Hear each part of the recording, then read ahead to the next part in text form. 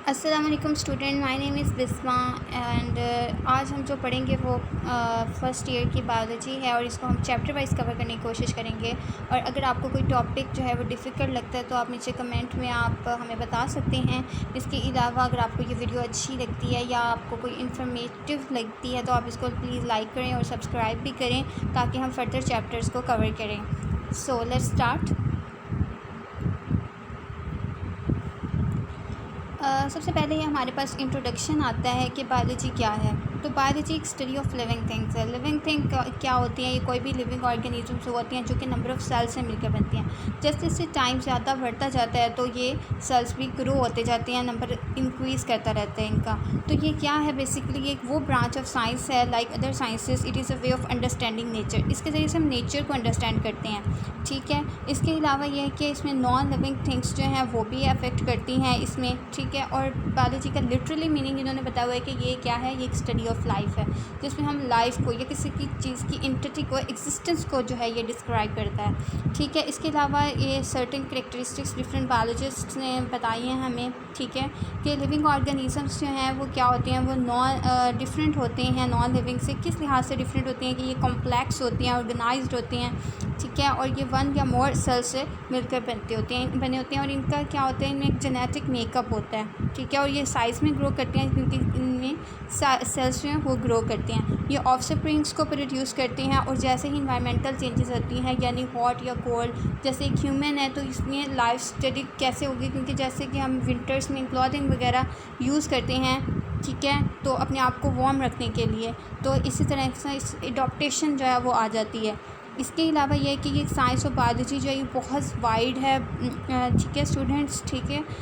It include very aspect of living things and volumes. You are surely familiar at this stage with ecology जो कि environment से related study होती है, embryology जो कि embryo को स्टडी करती है, फिजियोलॉजी जो different functions of the body जो है उसको देखती है, मॉर्फोलॉजी यानी एक्सटर्नल मॉर्फोलॉजी जिसमें स्ट्रक्चर्स वगैरह आ जाते हैं, ठीक है। और पैलेंटोलॉजी फॉसिल से रिलेटेड, हिस्टोलॉजी, और इस तरह की सारी चीज़ें जो हैं वो इसमें इन्वॉल्व होती हैं, ठीक है, एट्सेट्रा।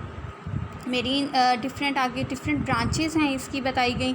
मॉलिक्यूलर बायोलॉजी है, माइक्रोबायोलॉजी है, marine biology, environmental biology, fresh water biology and parasitology.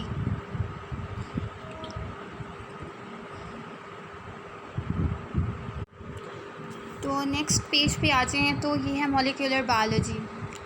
Molecular biology वो ब्रांच है बायोलॉजी की जिसमें हम किसी भी लिविंग ऑर्गेनिजम्स के सेल्स को, उनके स्ट्रक्चर्स को देखते हैं, ऑर्गेनेलीज़ को एट मॉलिक्यूलर लेवल। मॉलिक्यूल्स जो हैं वो यानी इसमें मॉलिक्यूल्स को स्टडी किया जाता है।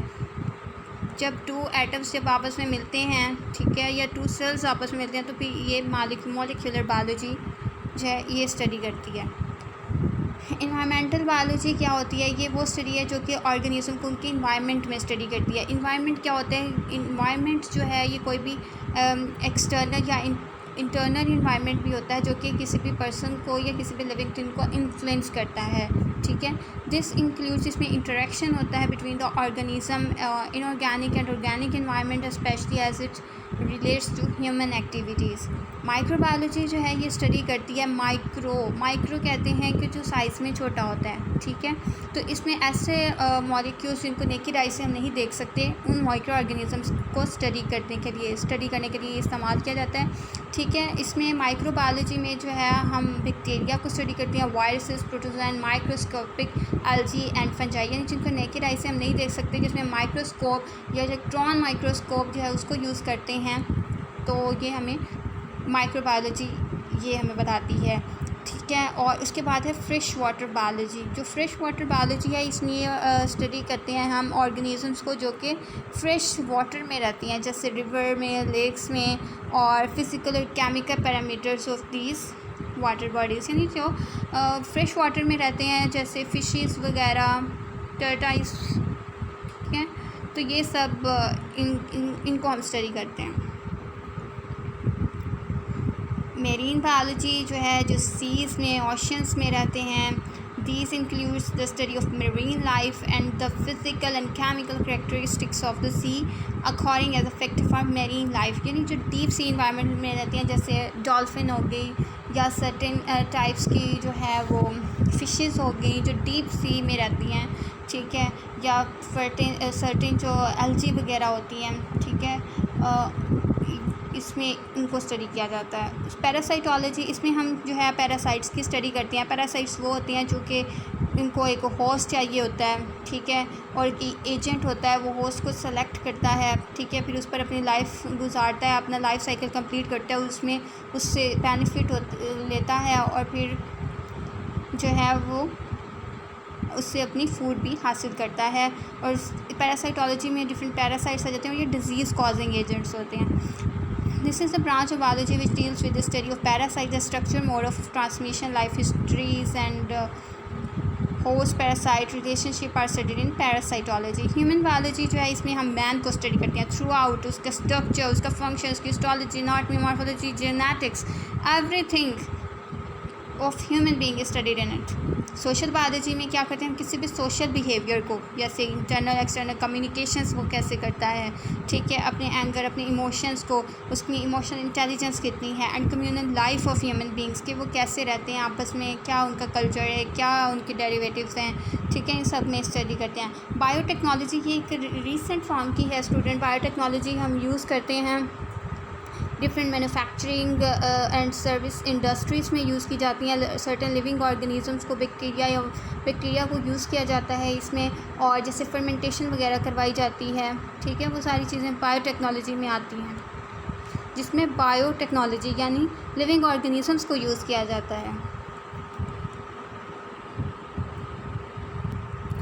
आगे हैं हमारे पास लेवल ऑफ बायोलॉजिकल ऑर्गेनाइजेशन। क्या लेवल हैं कि हंड्रेड्स ऑफ केमिकल रिएक्शन, यानी जैसे हम सांस लेते हैं, ब्रीदिंग होती है हमारी, तो डिफरेंट टाइप्स के केमिकल रिएक्शंस जो है वो हमारी बॉडी में हो रहे होते हैं। और ये बहुत ज़्यादा आपके सरप्राइजिंग होगा कि 22 naturally occurring chemical elements, only 16 are commonly used the chemical compound from which living organisms are made, ठीक है। 92 नेचुरली ऑकरिंग है और 16 बेसिक एलिमेंट्स हैं जिससे एक जो है वो लिविंग ऑर्गेनिज्म बनता है।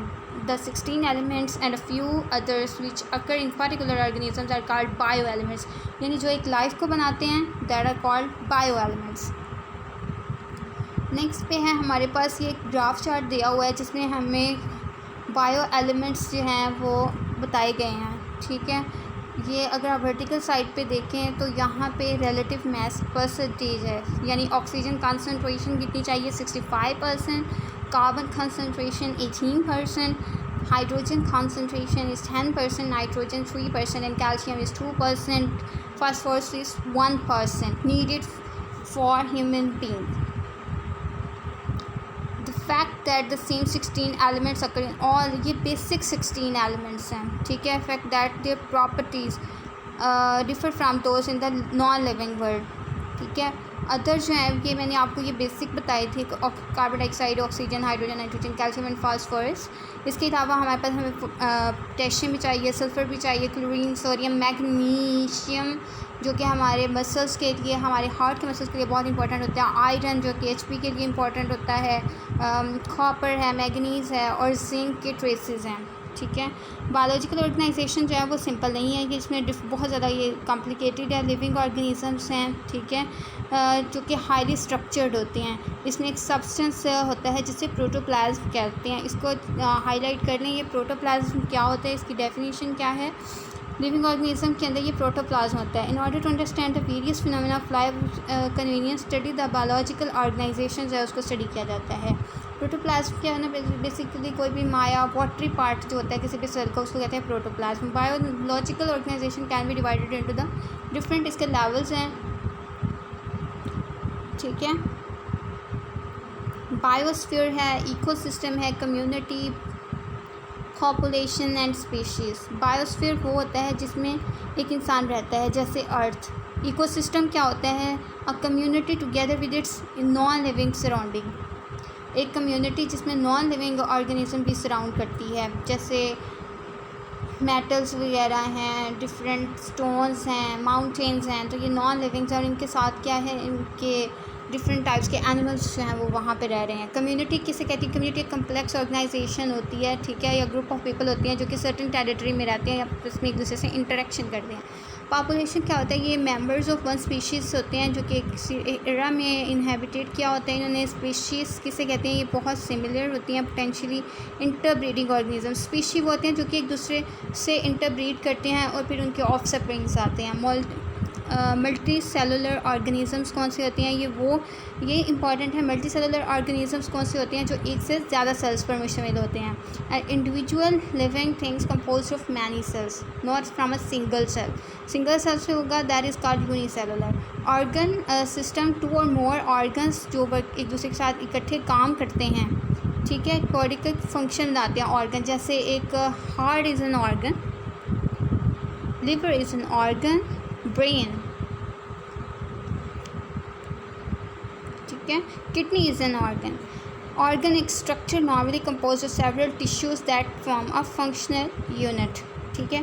टिश्यू किसे कहते हैं, टिश्यू जैसे हमारा मस्कुलर टिश्यू है, नर्वस टिश्यू है, ये क्या होता है, ये सेल सिमिलर सेल से मिलकर बना है, इसमें सर्टेन नर्व सेल्स इन्वॉल्व होती हैं क्योंकि, ठीक है, टिश्यू बनाते हैं। सेल्स जो होते हैं ये किसी भी लाइफ का unit of life is called cell.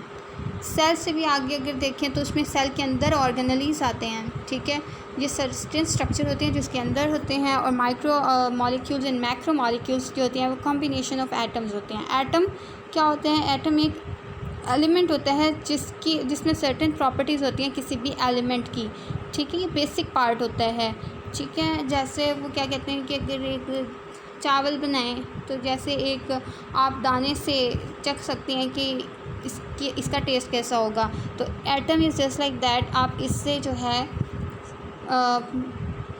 ये बता सकते हैं कि ये एक एलिमेंट की क्या करेक्टरिस्टिक्स हैं, और इसको फर्दर सब एटॉमिक पार्टिकल्स में डिवाइड करते हैं। जैसे फिर एटम है तो फिर उसके सर्टेन जो है उसको फर्दर डिवाइड किया जाता है। जी तो स्टूडेंट्स आज के लिए हम इतना ही पढ़ेंगे, और नेक्स्ट जो है वो हम इनको वन बाय वन स्टडी करेंगे, ठीक है। जो है ये मॉलिक्यूलर लेवल से और सेल से, ठीक है। और अगर आपको वीडियो पसंद आती है तो इसको लाइक करें, और अगर आपको किसी टाइप की अगर इसमें कोई क्यूरी है तो आप नीचे कमेंट्स में बता सकते हैं। ओके, अपना ख्याल रखिएगा। अल्लाह हाफिज़।